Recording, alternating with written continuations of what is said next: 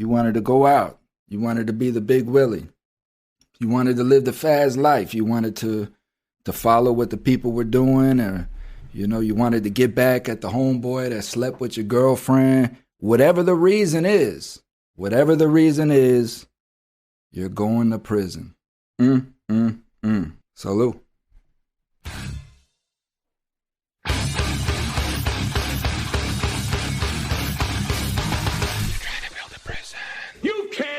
The truth. So tonight's show is about exactly that. You're going to prison. You're going to prison for the first time.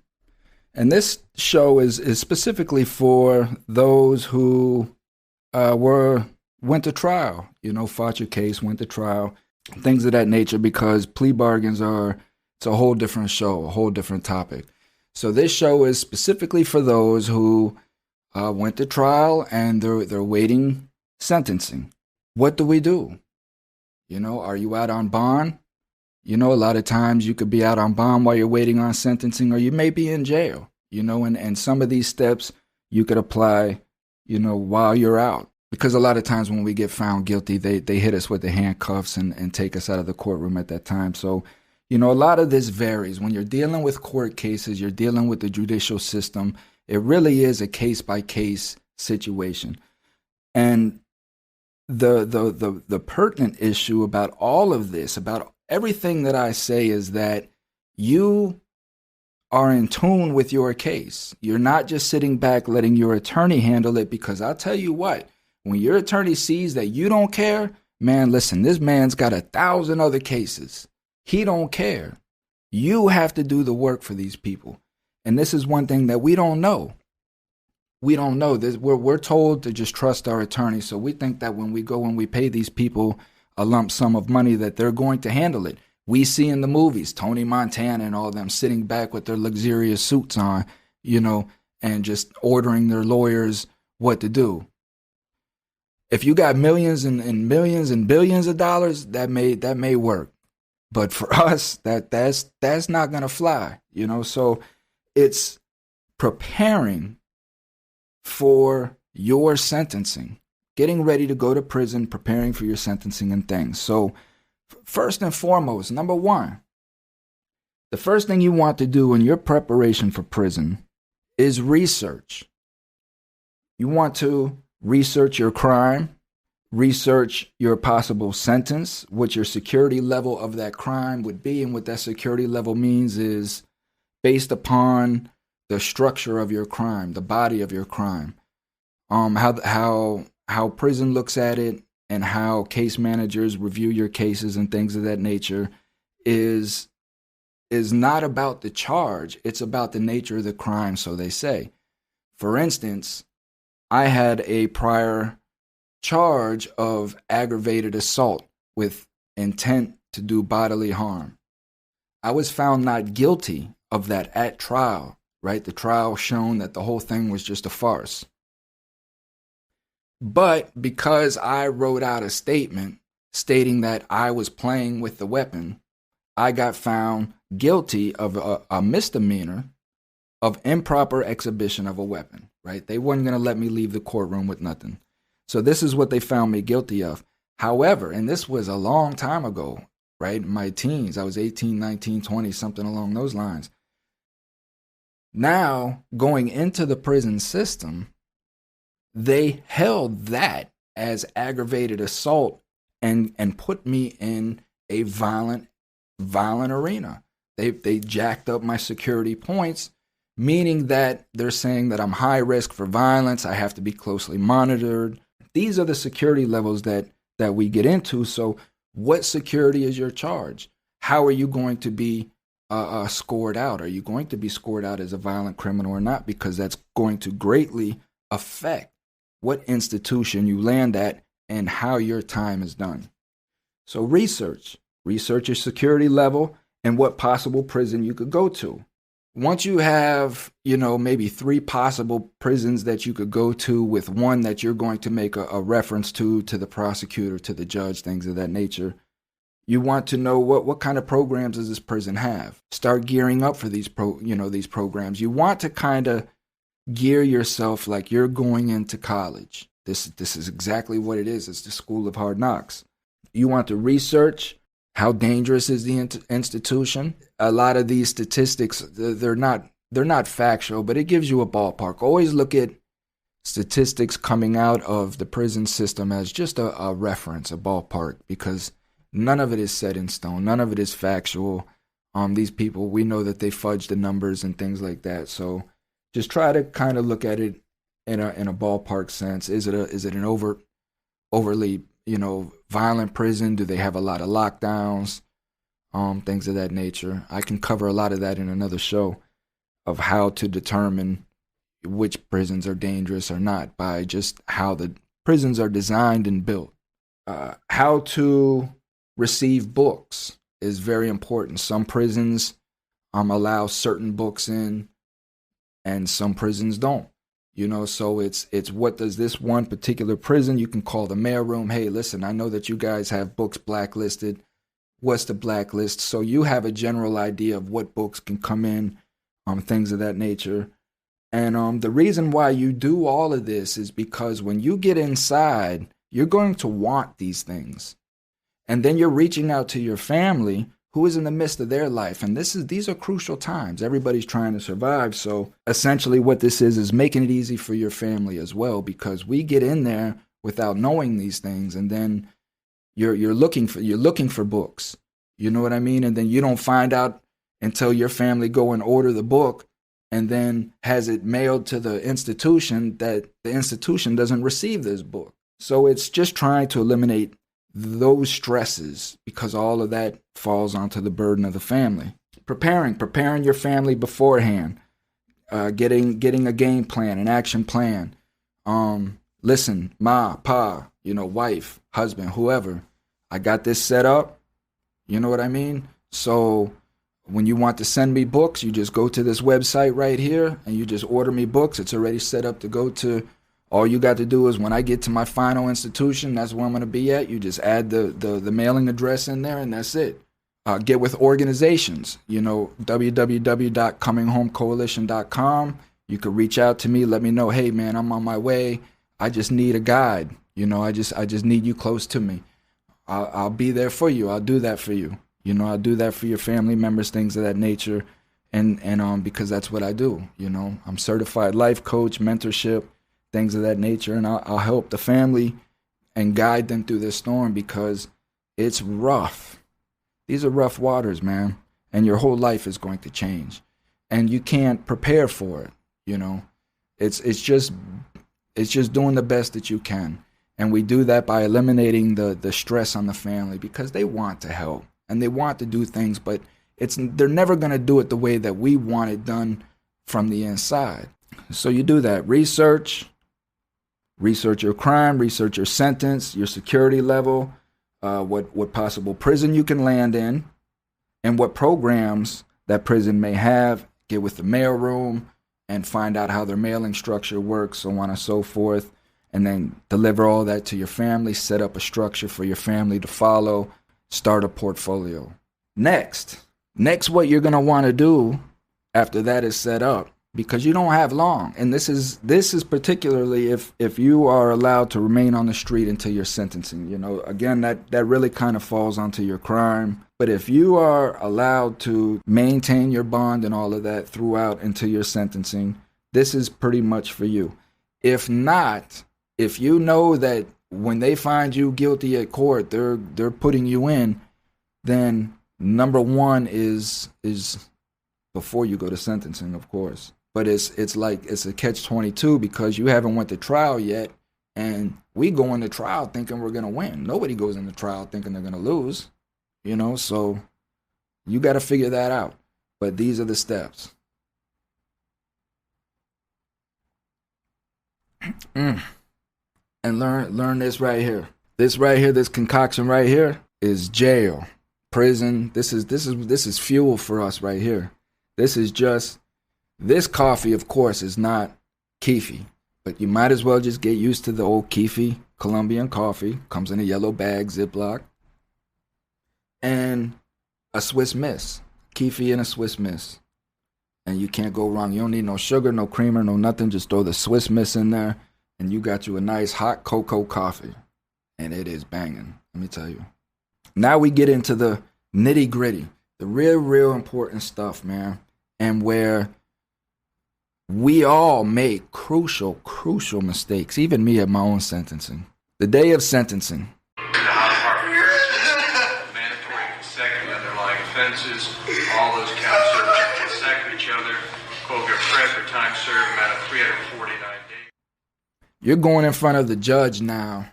You're going in front of another human being who has sat through listening to your defense, however long your trial was.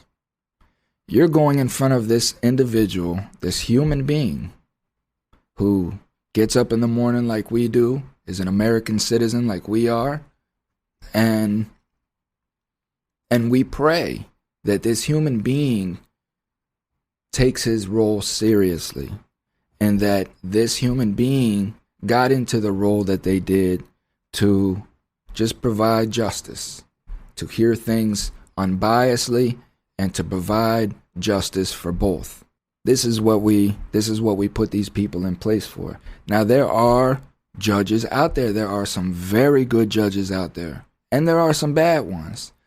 And it's for you to make that determination. If you're paying attention through your trial, I was kind of lost. I had no idea what was going on. I was just so overwhelmed. I went to federal trial, so it's a whole different ballpark, and I think that's just what overwhelmed me.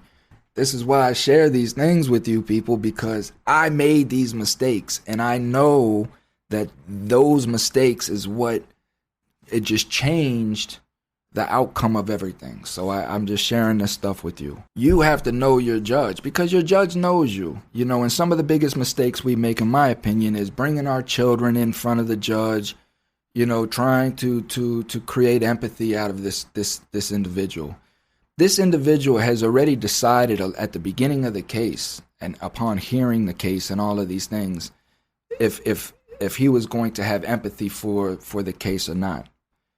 Us bringing our children in there and begging these people for less time and all that, it does no good. You know, it may in some situations, again, that goes back to knowing your judge. Knowing your judge.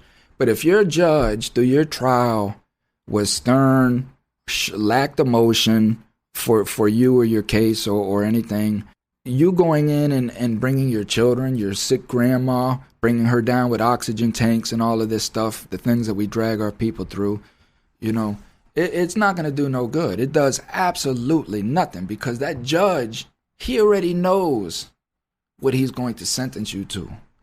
Things can change, factors can change, because things can happen in the courtroom that can sway, but he already knows. He already knows that you have children. He already knows you got a sick grandma. This judge already knows these things. You bringing them in front of him does no good. Does no good. He's already factored that into his sentencing process. So, but we do this, right?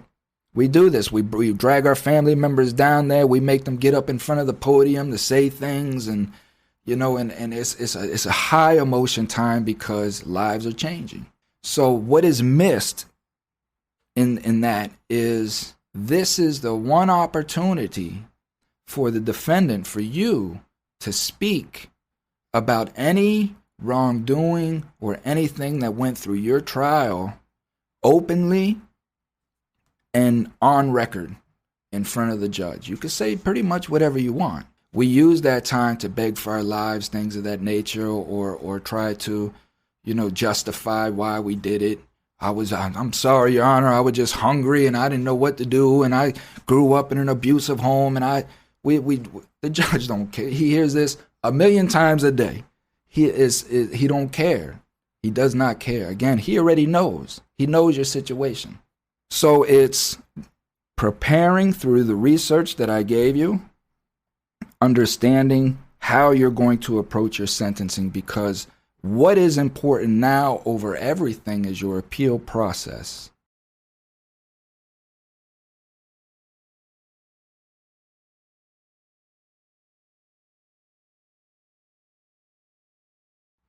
And you're doing everything within your power to try to make as many claims and provide as much argument into your appeal as you possibly can. So use that time at your sentencing very wisely. If you feel that you have a judge that you can pull heartstrings and you can appeal to, then use that. Again, this is your life. But very rarely have I ever seen that sway a judge. I've never heard or seen myself personally. A family has came in and said anything or done anything or provided anything to the court that swayed that judge to where he said or she said, you know what? I was going to sentence you to 20 years, but because of that, I'm going to go ahead and sentence you. I'm not saying it hasn't happened. I'm sure that it has. But all I'm saying is that the odds are stacked up against you. So use that time wisely. Prepare. When you're going in for your sentencing, and any time from here on out, once you get found guilty at trial, from here on out, any time that you go into the judicial realm, you always expect the worst from these people, right? Do not go in expecting or hoping for the best. It's not going to happen. The court is not going to take empathy on you. It's just not. The only time and the only way that the court will take empathy on you or show you any consideration is when you have cooperated with them. And that's how they are. If you do not cooperate with them, they are not going to cooperate with you. They're going to guide you by the book of whatever it is. They're not taking no charges off the table. They're not doing any of that. Again, these are the repercussions of going to trial. This is why they say, man, if you go to trial, they're going to throw the book at you. But we as American citizens have to understand why that is. They want us to plea out. They don't want us to go to trial. If every individual that was sitting in the county jails right now across our land told all of the courts to bump you, we're going to trial, not guilty, going to trial, they would release 90% of those people. They'd have to, because they cannot funnel those people through a trial process in the time that is awarded to them under the Constitution. It's impossible. They've overloaded themselves. This is why they push for the plea. This is why they want to keep the jails full. This is why you have individuals like Kevin Bowers out in Texas sitting in county jail, hasn't seen his attorney. His bail set at $100,000 and he has no money. And they're pushing to try to get him to plea out to a crime that he did not commit. When I went to trial, these people told me that if I lost that trial, they were going to give me life. This is what they told me. My sentence carried 10 to life. These were my guidelines. I knew I was going to prison for 10 years. There was no getting under that unless I cooperated. That was out of the question for me. So I knew that I was gone for a decade, chunk, out of the rip, and that's the low end. And I'm going to trial, and it's going to be an ugly trial. So I got to go in with this decision knowing that these people can give me life. And they even told me when I was sitting in the office with them, Pamela Marsh and the lead agent, said, if you go to trial and you lose, we're going to ask for life. And we have the means to do it. They told me that as calm as day, like they do it every day. This is the federal system. This is the feds, the FBI, the alphabet boys. I'm sitting in there with big wigs and had no idea, clueless. I say that because I led a life, 13 years of fighting my case and going through all that I've went through, always expecting the best, always expecting that they would see my argument, hear me. They're not going to do that. They're not going to do that. It is 100 times harder to get out of prison than it is to go to prison. Once they have you, right or wrong, it does not matter. Once they have you and you're in that quicksand, man, that quicksand sucks you down so quick before you even realize that you're in it. Because you're constantly thinking that these people are going to have empathy on you. They're going to hear your story. They're going to understand. They're not.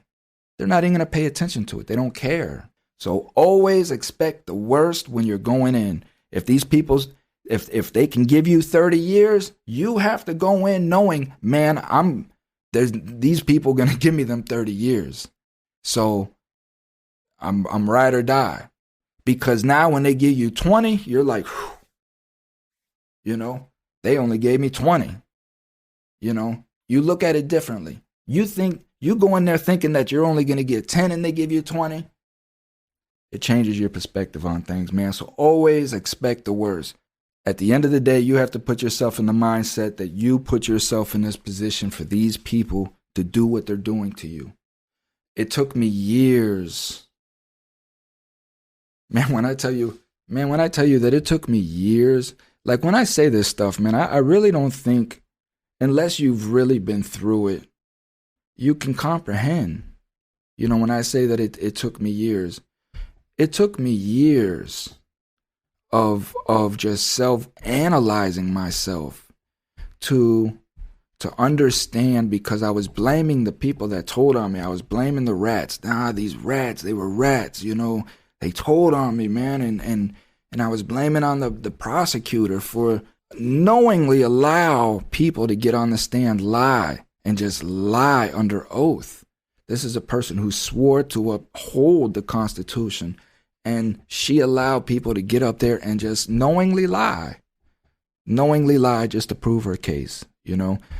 I had so many people to blame, but it never resolved the chaos in my mind, me constantly blaming other people, because at the end of the day, they're just human beings, and those people were doing what they do. Those rats that testified against me, they were always rats. They've always been, you know, self-centered, egoic people who only thought about themselves. I knew it, you know. I knew it. These people talking about, oh, I'm a die hard, I'll go hard. They've never been to jail in their life. I knew these things, but I still chose to surround myself with these type of individuals. That is how I had to look at it. When these people gave me them 210 months, first off, the feds sentence you in months. So when they hit me with 210 months, it don't sound like a lot. You know, when that judge said, well, you're a fairly young man. You know, he asked me my age. I told him my age at the time. He said, you're a fairly young man. So these 210 months, you're still going to come out and still be able to work and produce and all this stuff. When he said it, 210 months. I'm like, 210 months. That don't sound that bad. But it took me about a good 5 minutes to start putting it together because I was unprepared. I did no research going in. I had no idea. You know, I was just in a whirl. The point is, before I got back to the holding tank is when it really started to dawn on me, because I'm breaking it down. 12 months is a year. 12 months is a year. 12 times 5, that's 5. 60 months. 60 months is 5 years. You know, and I'm like, by this time, they're putting me in the cage and locking the cage, and the guard, he knows what's up. He does this all day, every day. So he's just turning and he's leaving, and I'm alone. I'm in a cold, gray cell like this, alone, figuring this shit out, And I'm 60 months is 5 years. 60 times 2 is 120. 120 is 10 years. Well, I knew I was going for 10, so 120, and then flip that, 240 is 20, so I just got under 20 years? For what? So, expect the worst, know your guideline range, know these things, so that when you get hit with this, you're prepared for it. It's not, because these are Tyson blows.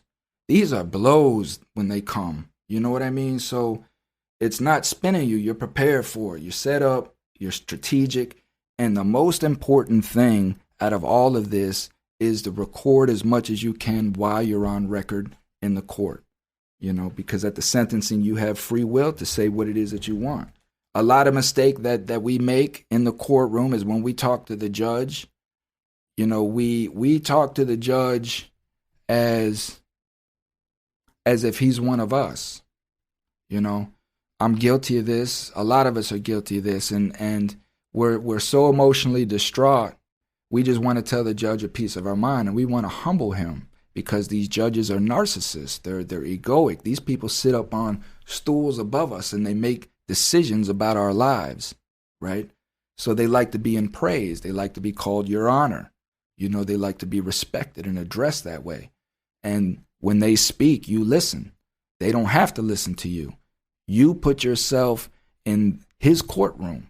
We have to control our emotions in that process. And we do that by being strategic, by expecting the worst,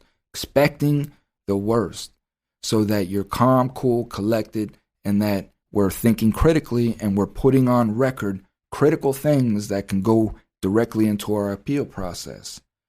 This is a critical step. So know your judge, know how you're going to approach your sentencing. Last but not least, and most importantly, but this is the most critical point of going into prison, knowing that you're going into prison.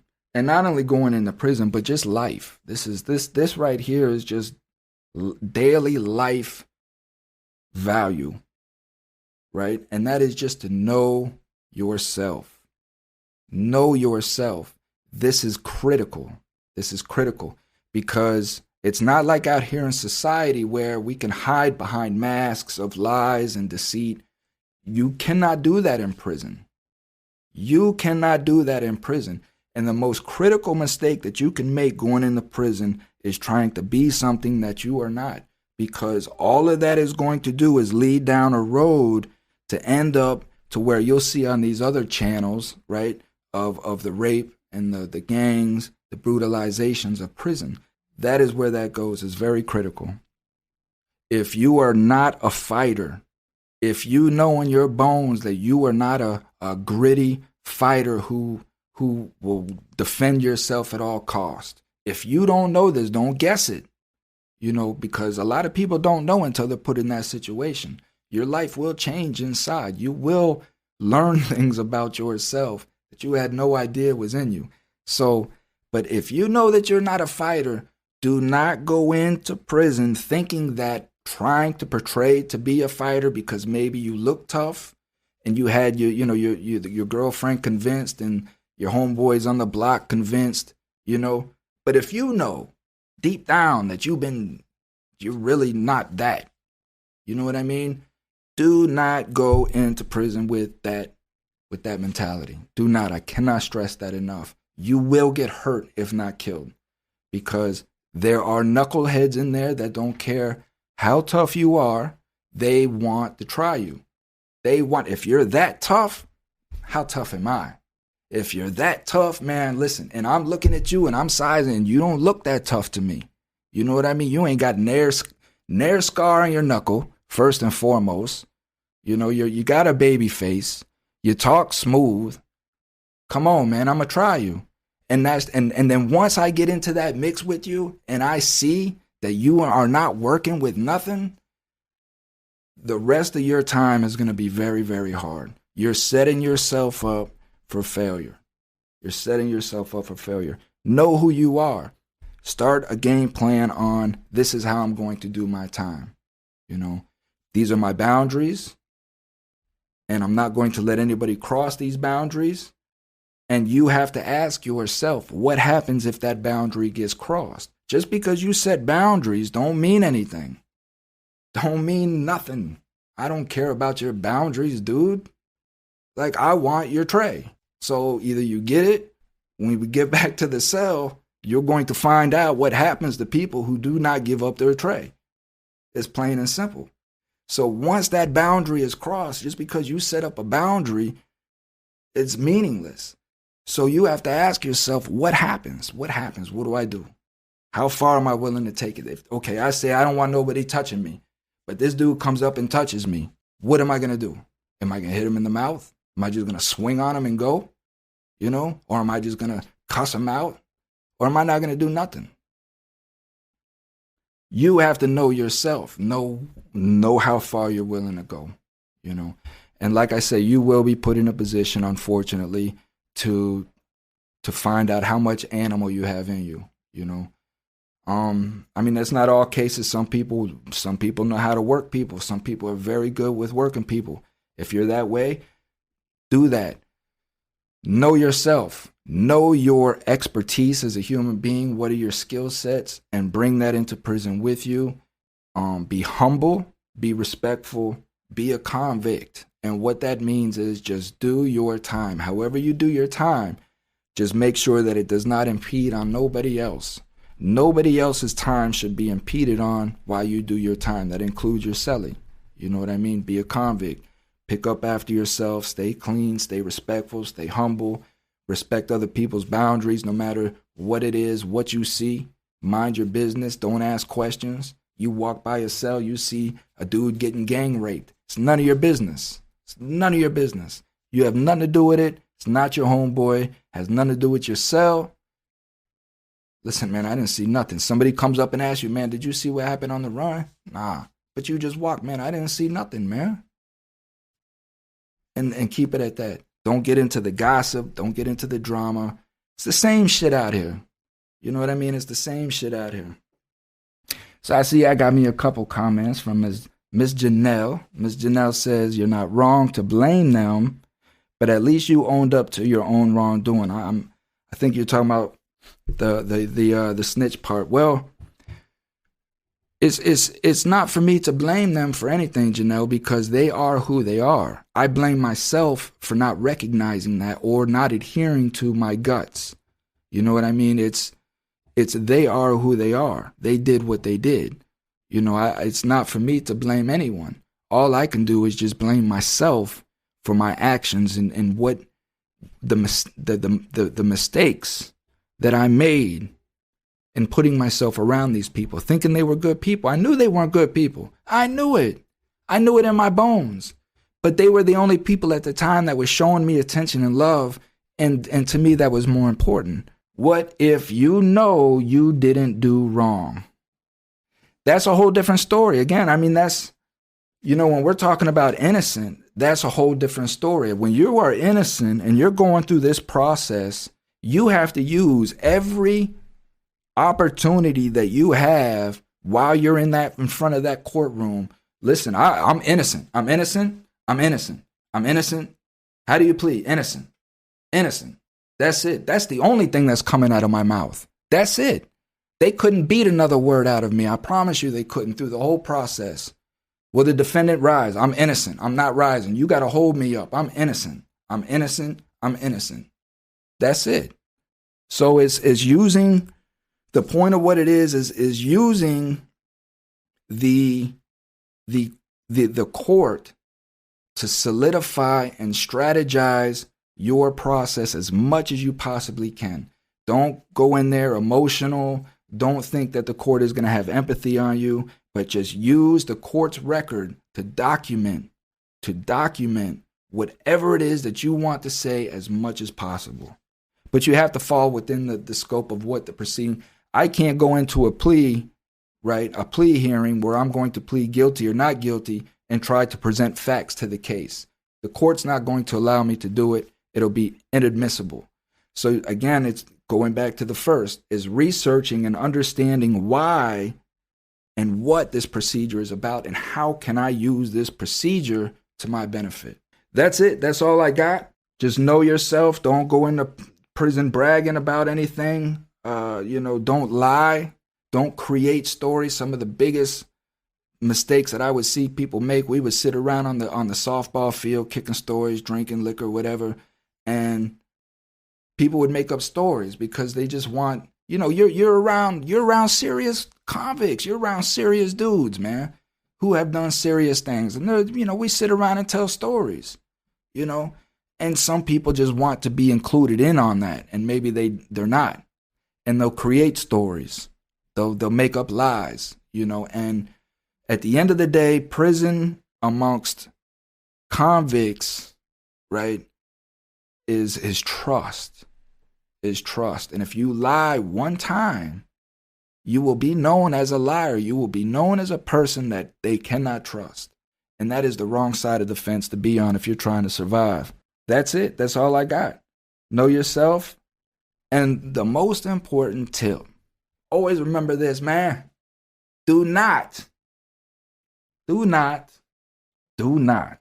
go into prison and hit the biggest, baddest person you see. Do not do that. Don't do that. This is what we've heard. Man, when you get in there, just hit the biggest dude you see. Don't do that. You will die. You will die, or you will wish that you were dead.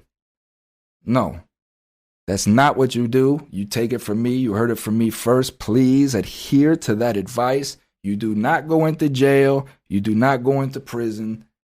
And you do not hit the biggest, baddest person that you see.